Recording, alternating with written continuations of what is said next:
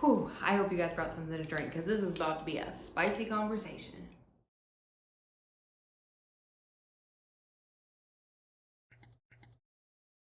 Moms, did your OB tell you epidurals contain opioids and that getting an epidural means that you and your baby could experience birth under the influence of opioids? No, me either. Welcome back to my channel, friends. If you're new here, my name is Jordan, and this is where I share all about my journey into minimalism and motherhood and just living a life that goes against the mainstream. If that sounds interesting to you, subscribe to my channel. It would mean so much to me. You can like this video and turn on your notifications so that you won't miss any videos in the future. If you haven't had a chance to check out my last video, I shared about my personal experience having a home birth that turned into an emergency C-section. Today is gonna be part one of a two-part video series. I'm gonna be giving you 10 reasons why I believe that home birth is better than a hospital birth. At the end of this video, I'll be talking specifically on why I believe that home birth is maybe even safer than a hospital birth. First, I want to share with you a little bit of history. In 1880, OBGYN became a specialization. After that, there were a lot of OBGYNs coming into the field and not a lot of jobs for them because 95% of births were happening at home with the assistance of a midwife. In 1900, OBGYNs began a campaign to smear the reputation of midwives. They would publish backwoods, awful pictures of grandmas and say, is this who you want delivering your baby? Do you really think that this is safe? And then they would release propaganda of hospitals as being the better way that you should birth if you're a civilized human who wants a safe birth for their baby. This smear campaign was wildly successful. From 1900 to 1955, the amount of births that were performed at home with a midwife decreased from 95% to less than 1%, and that's where it remains today. Hopefully that bit of information helps you understand why hospital birth is the norm and home birth is considered fringe or against the mainstream. With that being said, let's jump into the first 5 reasons why I believe that home birth is better than hospital birth. Number 1, midwives respect the physiological process of birth. Midwifery care is founded on the idea that a woman's body knows how to grow a baby, birth a baby, and heal itself, and unless critically necessary, that process should not be intervened with. Throughout pregnancy, this means that midwives are looking at health as a whole, not just one isolated incident or symptom at a time. Most OB appointments when you're pregnant are something along the lines of, take your vitals, listen to the baby's heartbeat. Do you have any questions? No? Okay, we're done. And that might take 10 or 15 minutes. That's from my personal experience with several OBs. Whereas a midwife will spend an hour or more talking with you about your nutrition, your activity level, your mental health, how you've been feeling in a week, any concerns that you have, what you're thinking about as far as your birth plan. And then she will also check the baby's heartbeat. She'll also lay hands on your stomach and map out exactly where your baby is positioned in your womb. She takes notes of all of these things and gets to know what is normal for you and for your baby so that she will be the first to know if there are any red flags. Midwives know and understand that pregnancy is not a medical condition and birth is not a medical event. There is more to birth than just getting the baby out. It's something that is physical, emotional, spiritual, mental. It's a physiological process that your body was designed to do. Number 2 is bodily autonomy and informed consent. I truly have never experienced fully informed consent in a hospital, and I'm sure a lot of moms can attest to that. Hospitals are equipped to handle one kind of birth, and that is an expedient birth. And that is not because doctors don't care about you. I'm not saying that nurses don't care about you.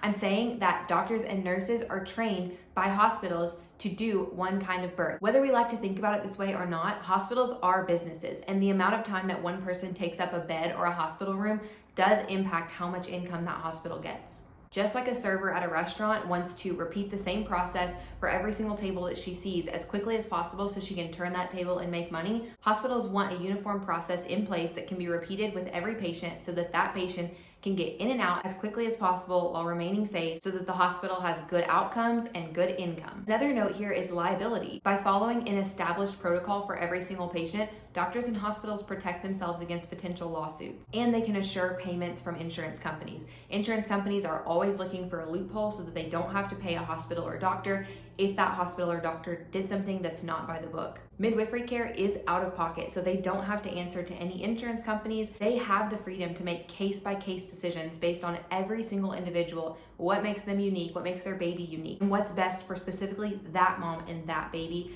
considering all things, not just the medical facts, but considering her mental state, her emotional state, what she wanted, and her hopes for her birth. When giving birth in a hospital setting, you are going to encounter a lot of phrases like, you need to, you have to, you should, we're going to. And those phrases do not represent bodily autonomy. Doctors and nurses, because they're instructed to do so, will tell you that you have to have constant fetal monitoring, which means you're not allowed to get up and move around. They'll tell you that if the pain gets too bad, you should get an epidural. They'll tell you that you should give your baby eye ointment and vitamin K. They'll tell you that if this isn't working, then we need to do this. That is not informed consent. That is not bodily autonomy. Informed consent is laying out the options before you, telling you the pros and cons, the risks and the benefits, and then asking you what you would like to do moving forward. And this is exactly what happens in a midwife-assisted birth. Throughout my labor at home, there was never a time when my midwife said, you need to change position, or you really should eat something. She was always asking, how do you feel? What do you think your body needs? What would you like to do? What's most important to you?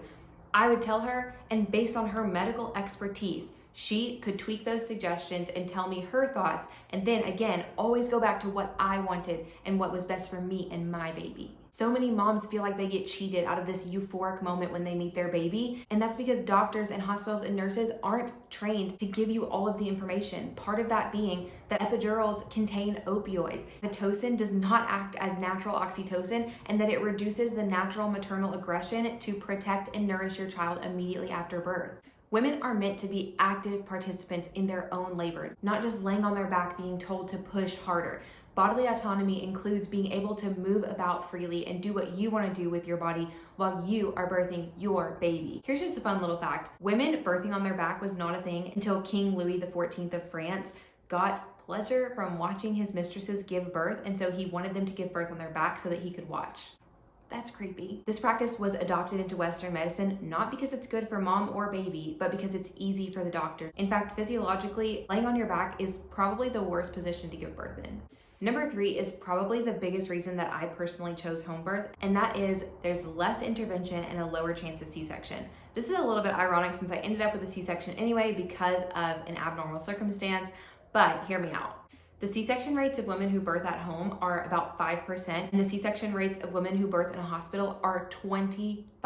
25%. That means 1 in 4 women who choose to birth at the hospital will end up with a C-section, and at home it's 1 in 200 women.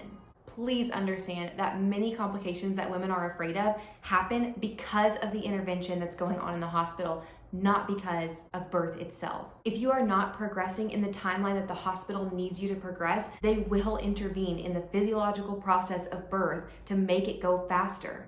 This starts from induction, honestly. If a mom is going past 40 weeks, doctors' eyes get wide and you start hearing recommendations of induction. Globally, the average length of pregnancy is 41 weeks and 5 days. That's almost 42 weeks. So why in America do doctors get wide-eyed when we start going past 40 weeks? Due dates are just an estimate. Babies come out when they're ready. There are circumstances where women go too far into pregnancy and they do need some kind of intervention, but these instances are much more rare than the mainstream medical system makes them out to be. Going to 41 weeks or even 42 weeks is not a medical emergency. In a hospital setting, once the interventions start, they don't stop. So let me give you one example, and I'm not saying this is the case for everyone, but this is something that happens. Let's say you're given Pitocin to induce labor. That Pitocin makes your contractions longer, stronger, and more painful. Because they're more painful, you get an epidural early in labor. You get the epidural and that slows your labor down. You're not dilating as fast as the hospital wants you to dilate. So they give you more Pitocin to speed labor along. That Pitocin makes your contractions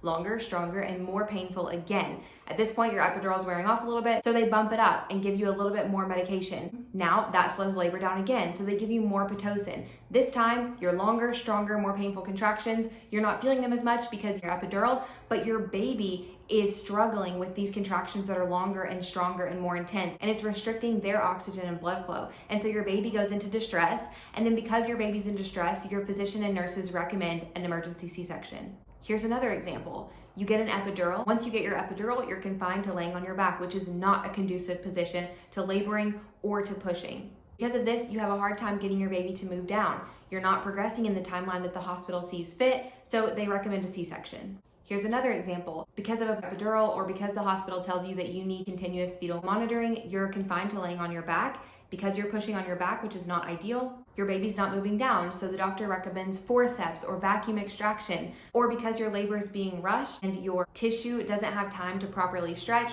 your doctor recommends an episiotomy to cut that tissue and help things along faster. All of these interventions lead to more complications that likely wouldn't happen if there had been no intervention in the first place. Number 4, birth is a rite of passage. Your body is made to birth. Birth is literally the most primal moment of a woman's life.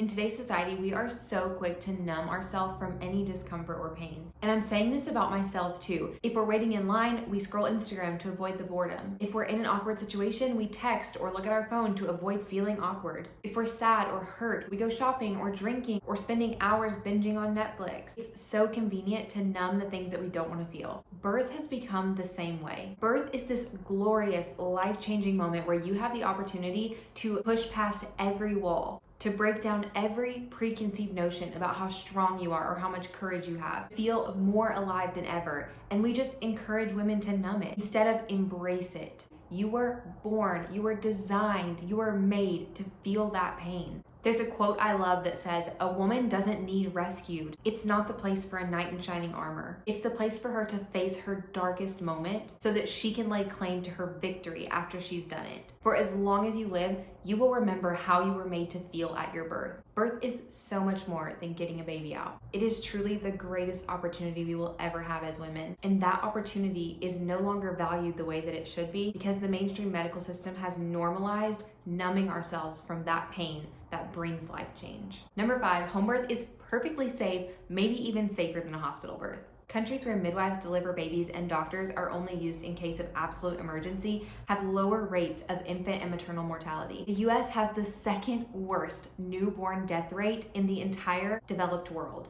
We also have one of the highest maternal mortality rates out of all the industrialized countries in the world. If you look closely, you will find studies in favor of home birth and against home birth. But let me tell you some of the facts that I've found. I will link a study in the description that shows that the rate of infant death at a planned home birth with a midwife is lower than the rate of infant death in a hospital birth with a midwife and in a hospital birth with a physician. It also states that women who choose midwifery care are more likely to avoid unnecessary intervention that ultimately cause harm to the mother or baby. I have found studies that claim that home births are associated with a twofold risk of perinatal death. And even if this is true, you have to consider that twofold of 0.5% is still only 1%. So that means 99% of babies born at home are just fine. You also have to keep in mind that perinatal mortality measures the death of infants from 28 weeks gestation all the way to 7 days postpartum. So if a woman who goes in the planned home birth category has a stillbirth at 29 weeks gestation,